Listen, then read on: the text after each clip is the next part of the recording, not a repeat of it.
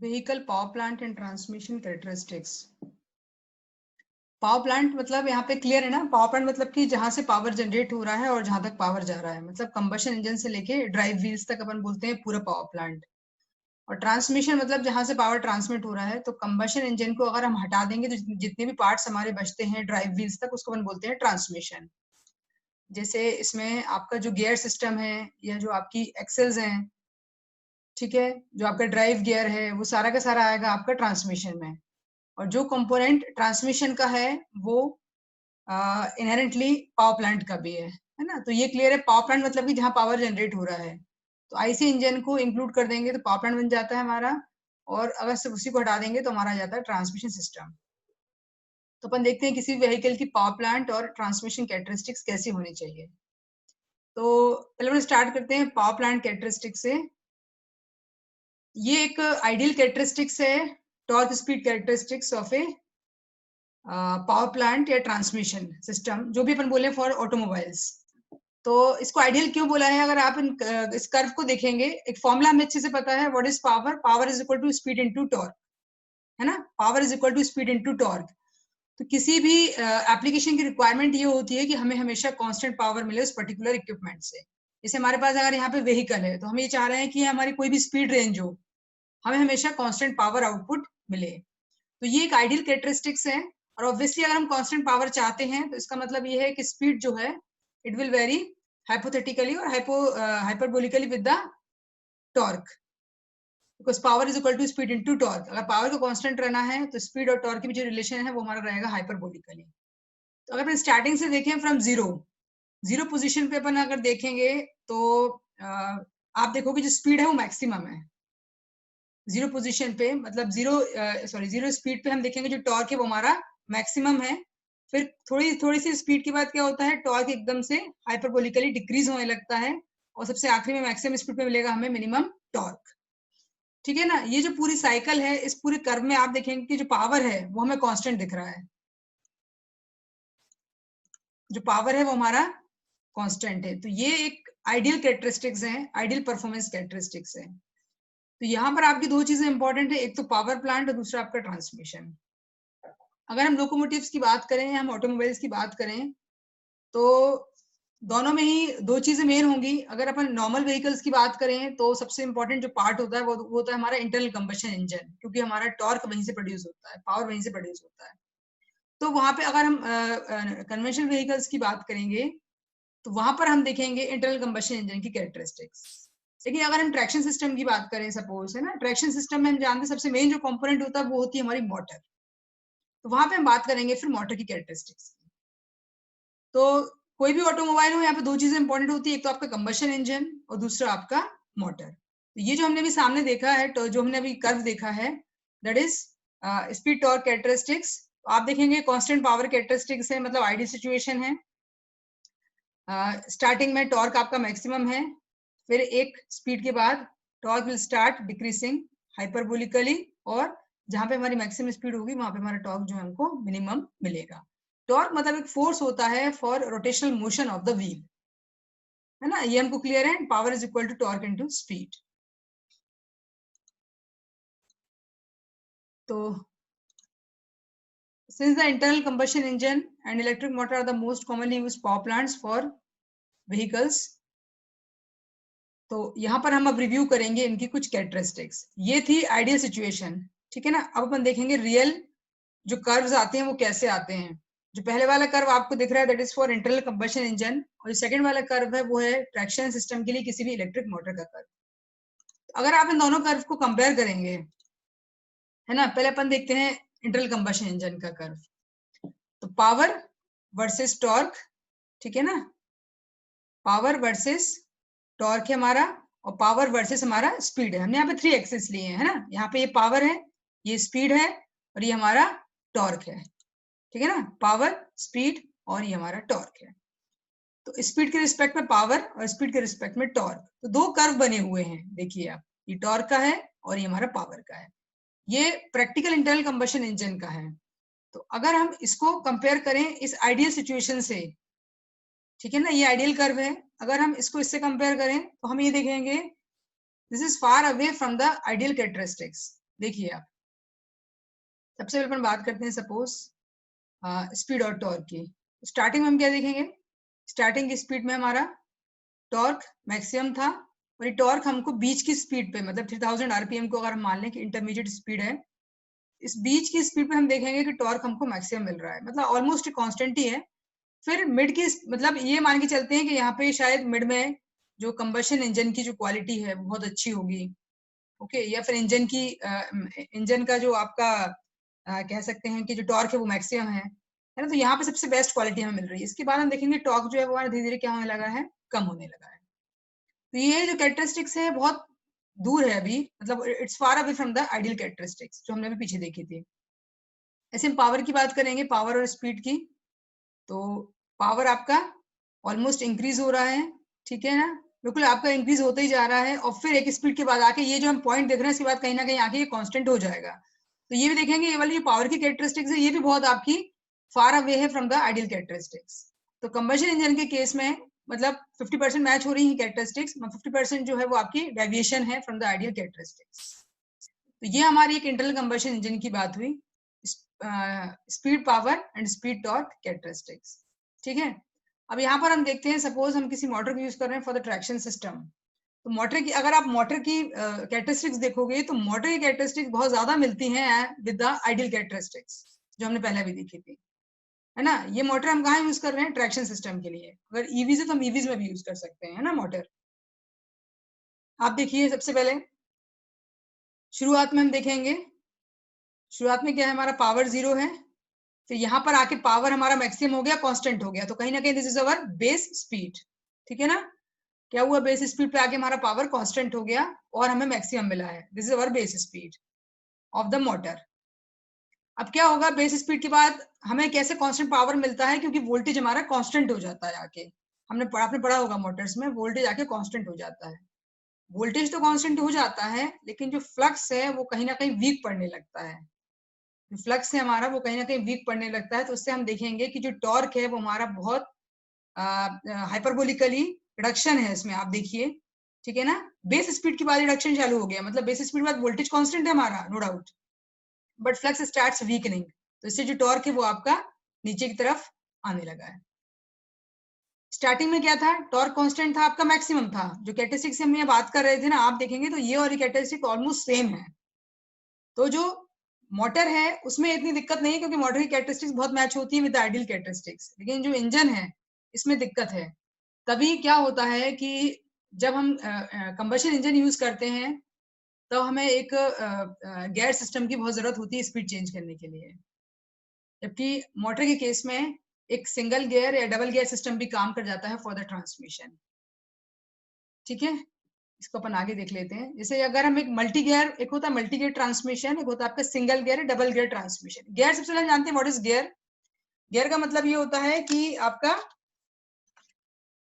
Speed change करने के लिए जो सिस्टम होता है, गियर होता है, उसको अपन क्या बोलते हैं, गियर मतलब कि क्या चेंज करता है, एक्चुअली रिवोल्यूशंस चेंज करता है व्हील के, ठीक है ना। क्या चेंज करता है, revolutions made by the drive, made by the wheel, ठीक है। अगर इसी के रिस्पेक्ट में एक टर्म आता है हमारा गियर रेशियो, आपने कभी सुना होगा, मैकेनिकल में जब पढ़ा होगा तो basic mechanical, gear ratio. Gear ratio मतलब हम दो गियर्स की स्पीड का रेशियो, गियर रेशियो, ठीक है। उसको हम कैसे डिफाइन कर सकते हैं गियर रेशियो को, जैसे दो गियर्स है हमारे पास, सपोज एक गियर ने आपके 3 रिवोल्यूशंस लिए, ठीक है, और वहीं पे दूसरे गियर ने दूसरे साइज के आपके एक रिवोल्यूशन लिया।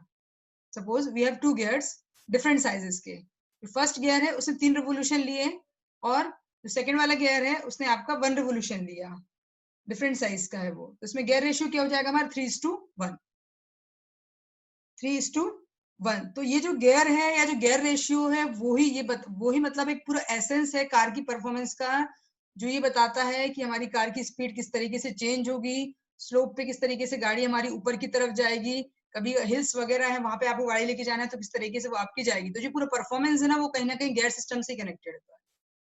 So what is gear and what is gear ratio, ये क्लियर हुआ अभी।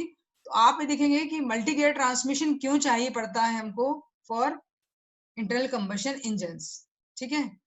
तो मल्टी गियर ट्रांसमिशन इसलिए चाहिए होता है हमको क्योंकि हमें डिफरेंट स्पीड्स की रिक्वायरमेंट है। अगर हम इसी कर्व को फॉलो कर लेंगे तो हमारा रिक्वायरमेंट पूरी नहीं हो पाएगी, ठीक है, परफॉर्मेंस आपकी बहुत वीक पड़ जाएगी आपकी कंबशन इंजन की, आपकी व्हीकल की। तो ये एक छोटे से कैरेक्टरिस्टिक्स है, आप देखिए इसको, व्हीकल स्पीड है किलोमीटर पर आवर में लिया है, and this is the tractive effort on the wheel, मतलब जो फोर्स पड़ रहा है व्हील के ऊपर। तो first gear, second gear, third gear and fourth gear, चारों गियर का एक कर्व दिया हुआ है ना। ये आप देखोगे पूरा मिला के, तो ये आपका कर्व आ गया कि डाउन की तरफ जा रहा है। ट्रैक्टिव एफर्ट मतलब हम कहीं ना कहीं टॉर्क की बात कर रहे हैं, ठीक है ना। तो टॉर्क स्पीड कैरेक्टरिस्टिक्स देखिए जा रही है इस तरीके से कर्व, यही कर्व हमने अभी ऊपर देखा था कि टॉर्क स्पीड कैरेक्टरिस्टिक्स है। तो अगर हम इसको गियर सिस्टम के हिसाब से लेंगे, मल्टी गियर अगर हम यूज करें, तो फर्स्ट गियर के कैरेक्टरिस्टिक्स क्या होंगी, ये हो गया आपका, this is for second gear, this is for third gear and this is for your fourth gear. और अगर सिंगल गियर सिस्टम है तो कोई टेंशन ही नहीं है, आपका यही कर्व रहेगा जो आपने पहले ही देखा था, है ना। ये कर्व हमने पहले देखा था ना, ये ऐसा कांस्टेंट था टॉर्क। तो जैसे हमारी स्पीड बढ़ती है, इट स्टार्ट्स वीकनिंग, ये आपका कम होने लगता है। तो ये सिंगल गियर सिस्टम हो गया, कर्व ये और ये सेम है, थोड़ा सा अंतर है। यहाँ पे हमें एक सिंगल स्पीड मिल रही है, मतलब एक ही हमें उस पर चलना पड़ेगा, हम स्पीड को चेंज नहीं कर सकते। ऑटोमेटिक सिस्टम है, आपका स्पीड बढ़ रही है तो बढ़ रही है, कम हो रही तो कम हो रही, कोई कंट्रोल ही नहीं है। यहाँ पे आपका गियर सिस्टम है, first gear, second gear, third gear and fourth gear, ठीक है। तो मैंने अभी आपको ये बताया what is gear ratio. Gear ratio मतलब कि number of revolutions made by one gear of different size to the number of revolutions made by other gear of different size, size दोनों की डिफरेंट रहेंगी, उसको अपन बोलते हैं गियर रेशियो, ठीक है। तो आगे अगर हम देखें, ये हमारा था power plant characteristics. Power plant characteristics में हमने दो चीजें ली हैं, एक तो आपका इंटरनल कंबशन इंजन लिया है, दूसरा हमने मोटर लिया है। अगर कन्वेंशनल व्हीकल्स हैं तो कंबशन इंजन्स ज्यादा इंपॉर्टेंट है, लेकिन अगर आप ट्रैक्शन सिस्टम की बात करें तो हमारा मोटर ज्यादा इंपॉर्टेंट होती है फॉर पावर प्लांट, क्योंकि पूरा जो रोटेशनल टॉर्क है हमें वहीं से मिलता है, ठीक है। अभी आपको पता ही होगा कि जितने भी ट्रैक्शन सिस्टम्स हैं वो सारे के सारे हमारे जो है इलेक्ट्रिक ट्रेन हो गई हैं, पूरी मोटर्स यूज करते हैं उसमें, इलेक्ट्रिक मोटर्स, है ना। और आपका डीसी सिस्टम यूज करते हैं फॉर ट्रांसमिशन, तो वहां पे तो कंबशन इंजन का कोई काम इतना रह नहीं गया है, ठीक है ना। तो ये जो दोनों जो डिफरेंट कर्व्स हैं वो हमें यही बताते हैं कि कंबशन इंजन जो है वो आइडियली बहुत सुटेबल नहीं है as compare to electric Motors.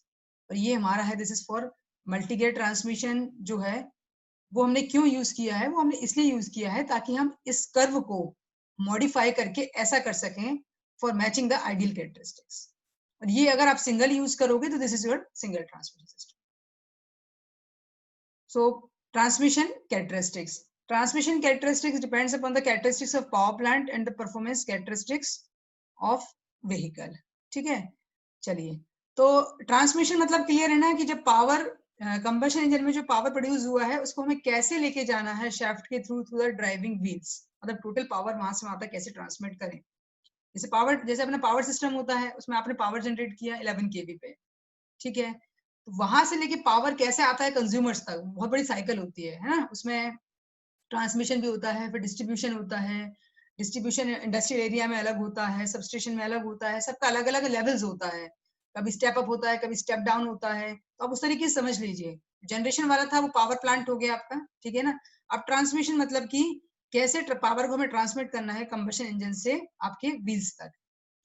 तो ट्रांसमिट करने के आपके दो तरीके होते हैं, it is either during manual gear transmission और हाइड्रोडायनामिक ट्रांसमिशन। इसमें आपका जो मैनुअल गियर ट्रांसमिशन है वो ज्यादा इंपॉर्टेंट है, आपने सुना भी होगा मैनुअल गियर ट्रांसमिशन मतलब हाथ से आपके गियर चेंज कर रहा है, गियर चेंज करके हमारा जो स्पीड है हम उसको ट्रांसमिट कर रहे हैं। तो ये लिखा है manual gear transmission consist of A clutch, हम सभी जानते हैं क्लच होता है, गियर बॉक्स होते हैं जिसमें सारे गियर्स लगे होते हैं, final drive and drive shaft, इन पूरे सिस्टम को अपन बोलते हैं ट्रांसमिशन। तो ये जो हमारी कैरेक्टरिस्टिक्स बताई अपन ने, this is the tractive effect characteristic for अगर गैसोलिन इंजन पावर्ड व्हीकल जो हमने अभी देखी थी, लेकिन ये थोड़ा सा क्या है, हमने आइडियल वाला केस मान लिया है। देखिए, first gear, second gear, third gear and this is your fourth gear and this is the torque और ट्रैक्टिव एफर्ट, ठीक है।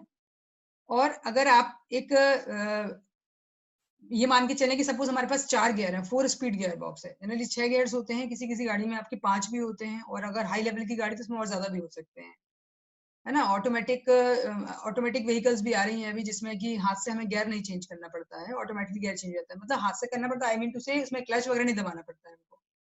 तो अगर हमारे यहाँ पास 4 स्पीड का गियर बॉक्स है, तो IG1, IG2, IG3, IG4, ये हमने क्या मान लिए, गियर रेशियोस मान लिए। फर्स्ट गियर का, सेकंड गियर का, थर्ड गियर का, फोर्थ गियर का, ठीक है। IG मतलब गियर रेशियो, सो IG1, IG2, IG3, IG4। Suppose हमने मान लिया गियर रेशियोज है for the first, second, third and fourth gear, तो IG1 upon IG2 should be equal to IG2 upon IG3 should be equal to IG3 upon IG4 should be equal to some constant kg। तो maintain करना पड़ेगा हमको ratio, है ना, कि जो आपका फर्स्ट गियर का रेशियो है अपॉन सेकंड गियर का, that should be equal to second upon third और थर्ड बाई फोर्थ। अच्छा, फर्स्ट गियर के बाद ही सेकंड गियर डालेंगे ना, कि फर्स्ट गियर के बाद डायरेक्टली अपन थर्ड गियर डाल देंगे? सीक्वेंस तो यही रहेगा ना। जैसे गाड़ी आपकी फर्स्ट गियर में चल रही है, फर्स्ट गियर में गाड़ी चलती है आपकी 20 करीब की स्पीड में, ठीक है। सेकंड गियर में आप मान लो 40 के नीचे नीचे आती है गाड़ी, थर्ड गियर में आपके 60 के नीचे नीचे आती है, और फोर्थ गियर में कह सकते हैं 70-80, और उसके ऊपर जाना हो तो फिफ्थ गियर होता है, और एक हमारा होता है रिवर्स गियर। तो हम इसको ऐसे तो नहीं लिख सकते ना कि IG1 अपॉन IG3 या कुछ भी IG2 अपॉन IG4, अपन ऐसे नहीं लिख सकते ना, सीक्वेंस में चलना पड़ेगा हमको। IG1 by IG2, first gear ने कितने रेवोल्यूशंस लिए, फिर सेकंड ने कितने रेवोल्यूशंस लिए। ये जो डिफरेंस है रेशियो का, इसको बोलते हैं स्पीड किस रेशियो में आपकी बढ़ी है ना। क्योंकि जैसे आपने 20 किलोमीटर पे हमारी गाड़ी चल रही है 20 kilometre per hour, suppose first gear है, अब आपने सेकंड गियर डाल लिया, तो मान लीजिए आपको मिल गई 35 की स्पीड, तो रेशियो कहीं ना कहीं हमारा क्या आ गया, 35/20। वैसा तो नहीं कि सेकंड गियर ने पूरी पूरी 40 की स्पीड हमको दे दी हो, है ना। कुछ लोग होते हैं जो मतलब इंटेलिजेंटली आप 1 से थर्ड गियर भी चेंज कर सकते हैं, बट सिस्टम है वो यही है कि फर्स्ट के बाद सेकंड, सेकंड के बाद थर्ड पे आते हो, फोर्थ पे आते हो, फिफ्थ पे आते हो, ये सिस्टम होता है, करने को तो कर सकते हैं, है ना। तो ये हमारा हो गया गियर रेशियो। सपोज अगर फोर स्पीड गियर बॉक्स है तो, and this is equal to some constant kg, है ना। अगर हमें तीनों को आपस में मल्टीप्लाई करें तो क्या हो जाएगा, IG1, IG2, IG3, IG2, IG3, IG4, cancel क्या क्या हो जाएगा, IG2, IG3, ठीक है ना। ऊपर क्या बचेगा IG1, नीचे बचेगा IG4, पावर क्या आएगी आपकी 1/3। ये क्लियर हुआ सबको, constant, what is constant kg, है ना। ठीक है ना। अपन तीनों Yes, को अगर, ma'am. है ना, तीनों को अगर अपन मल्टीप्लाई करेंगे तो kg क्यूब हो जाएगा ऊपर, है ना, is equal to IG1, IG2, IG3 divide by IG2, IG3, IG4। तो IG2 और IG3 कैंसिल हो जाएंगे, हमारे पास बचेगा IG1 upon IG4। So k की power 3 is equal to IG1 by IG4, और kg is equal to IG1 by IG4 की पावर 1/3। ठीक है। तो लास्ट लाइन पढ़िए इसमें, for passenger Yeah. Cars to suit changing traffic conditions, the step between the ratios of the upper two gears is often a little closer than that based on upper equations। मतलब IG1 upon IG2 should be more than IG2 upon IG3 should be more than IG3 upon IG4। क्या मतलब वो, इस बात को कोई explain करेगा मुझे? सभी लोग ड्राइव करते हैं कहीं ना कहीं गाड़ी, ये जो इक्वेशन है ना, ये अपन ने पहले रेशियो बनाया, ये वाला IG1 upon IG2, IG2 by IG3, IG3 by IG4, ये बताया गया है यहाँ पर कि अगर हमें चेंजिंग ट्रैफिक, ये तो समझ में आ गया कि चेंजिंग ट्रैफिक कंडीशन के हिसाब से गियर चेंज करने पड़ते हैं हमको, ट्रैफिक कम ज्यादा होगा तो हमको गियर ऊपर नीचे करने पड़ेंगे ना। The step between the ratios of upper two gears is often a little closer than that based on the, generally ये इक्वल होता है, ठीक है, लेकिन एक बात ही बताई है उन्होंने कि जो आपका IG1 अपॉन IG2 है वो ज्यादा होगा as compare to IG2 upon IG3, और वो ज्यादा होगा आपको IG3 अपॉन IG4। आप कन्विंस है इस बात से? ये जो रेशियो है Yes, इससे ma'am. कन्विंस है, मतलब किसी को थोड़ा आया आपको समझ में, कोई एक्सप्लेन कर सकता है कि ये चीज, ये जो इक्वेशन है क्या बोलना चाह रही है, ये इक्वेशन?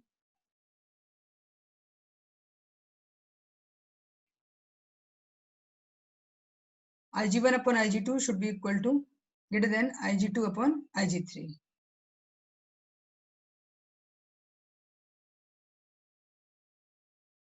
ये आ रहा है ना समझ में? ये इक्वेशन क्लियर है? पहले मैनुअल ट्रांसमिशन गियर ये क्लियर है? पहले जो मैंने बताया दो कर्व आपको, पहले यहाँ से देखो, ये आइडियल कैरेक्टरिस्टिक्स हुआ, ठीक है, ये कंबशन इंजन का प्रैक्टिकल कैरेक्टरिस्टिक्स हुआ, ये मोटर का हुआ। तो हमने इनमें अभी क्या देखा, ये जो कैरेक्टरिस्टिक्स हैं ये आपकी far away from the ideal characteristics, और ये हमारी मैच करती हैं विद द आइडियल कैरेक्टरिस्टिक्स, ठीक है। तो इसी को हमने मॉडिफाई किया है एक मल्टी गियर ट्रांसमिशन सिस्टम में, 4 गियर्स लेके हमें थोड़ा सा इसको मॉडिफाई करने की कोशिश की है, ठीक है। और ये आपका है सिंगल गियर सिस्टम के लिए, सिंगल गियर सिस्टम के लिए एज इट इज हमें ऐसी वाला मिलेगा, ठीक है ना, ये वाला। देन ट्रांसमिशन में हमने पहले देखा मैनुअल गियर ट्रांसमिशन।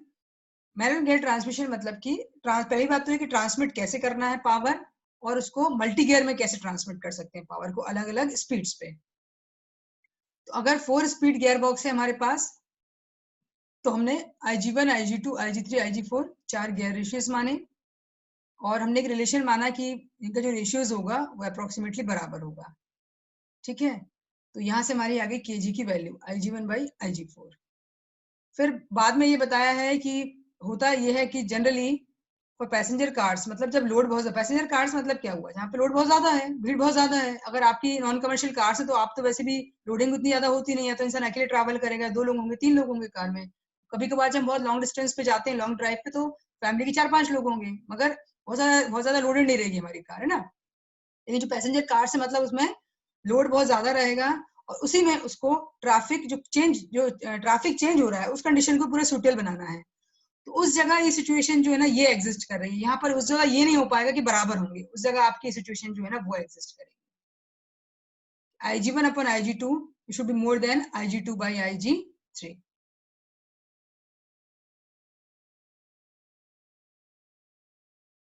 तो this is your manual gear transmission. एक होता है हाइड्रोडायनेमिक ट्रांसमिशन, सुना है किसी ने कभी ये वर्ड हाइड्रोडायनेमिक ट्रांसमिशन? सुना है व्हाट इज हाइड्रोडायनेमिक ट्रांसमिशन?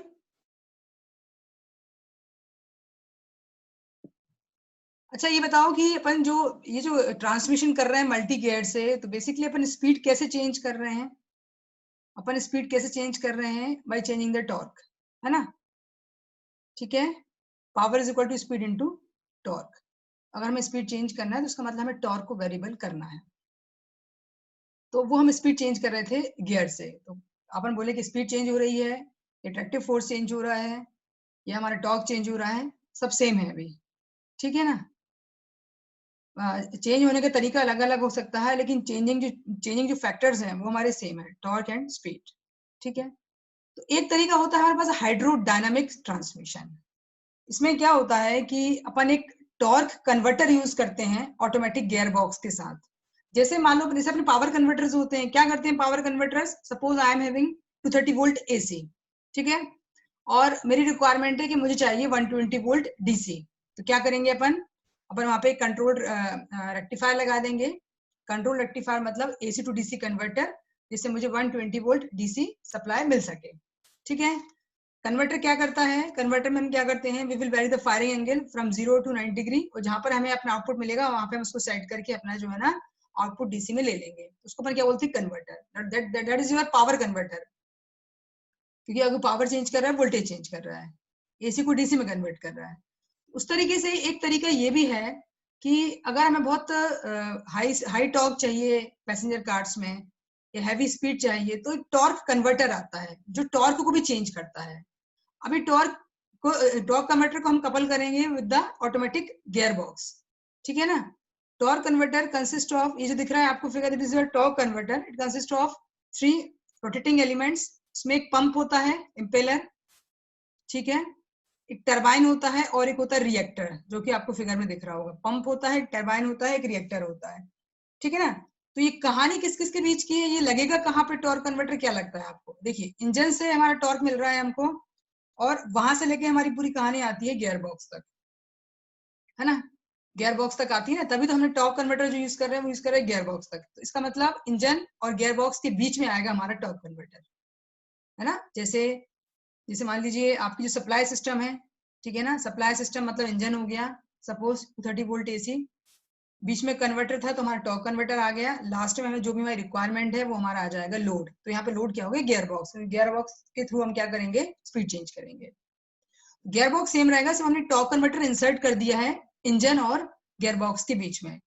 उस कन्वर्टर के 3 इंपॉर्टेंट पार्ट्स हैं, पंप, एक टरबाइन, और दूसरा आपका रिएक्टर। ठीक है, हुआ है तक क्लियर? अब जो पंप है इसको हम इम्पेलर बोल रहे हैं, उसको हम पहले कनेक्ट करेंगे इंजन से।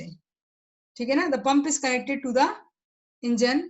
और जो आपका टरबाइन है, टरबाइन आपको दिख रहा होगा, turbine it is connected to the output shaft of the torque converter. Output shaft of the torque converter, जो कि कनेक्टेड है input shaft of gear box से। आई बात समझ में? जो हमारी गियर बॉक्स है उसकी इनपुट शाफ्ट से हमारा कनेक्टेड है टरबाइन। ठीक है ना। और जो हमारा पंप है वो हमारा कनेक्टेड है गियर बॉक्स से, सॉरी इंजन से।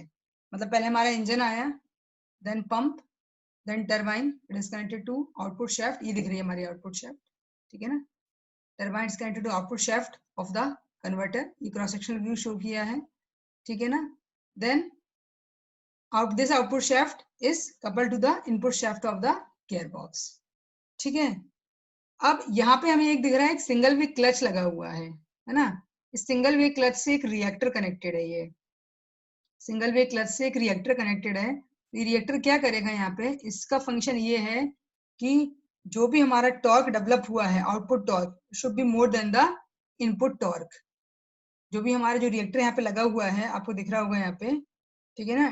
इस function is to develop the torque, output torque higher than the input torque of the converter, ठीक है। तो this is your torque converter. ये अब इतना पॉपुलर नहीं है, ये तो मतलब एक तरीका है हाइड्रोडायनामिक ट्रांसमिशन। बस जनरली हम जो यूज करते हैं that is manual gear transmission use कर सकते हैं। ऑटोमेटिक गियर ट्रांसमिशन हो सकता है, बट ये जो आपका क्या बोलते हैं हाइड्रोडायनामिक ट्रांसमिशन है, बहुत रेयरली यूज करते हैं अपन।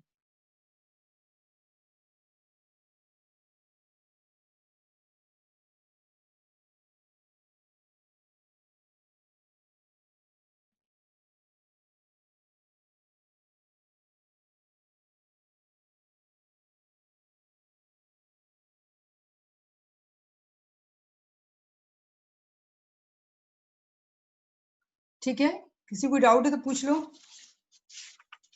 एक बार फिर से रिपीट करूं क्या?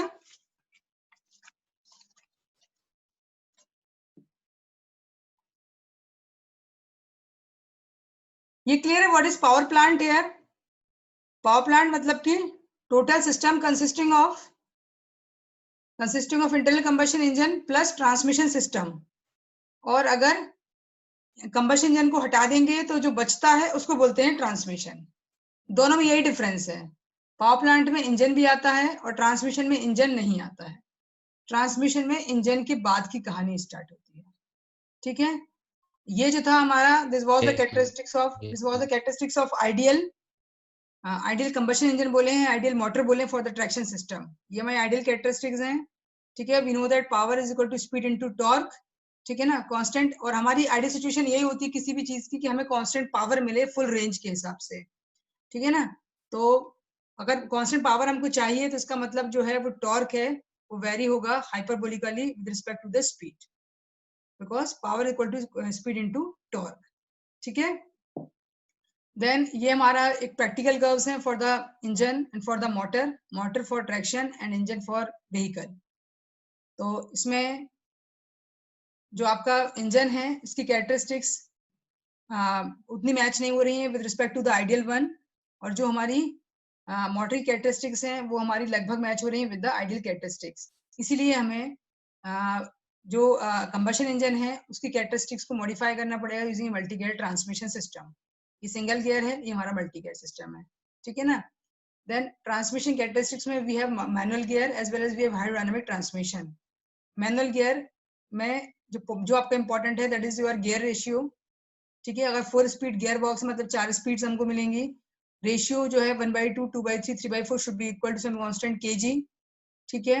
And what is gear ratio? मैंने आपको बताया कि एक गियर जितने आपको रिवोल्यूशन लेता है to the number of revolutions taken by the other gear.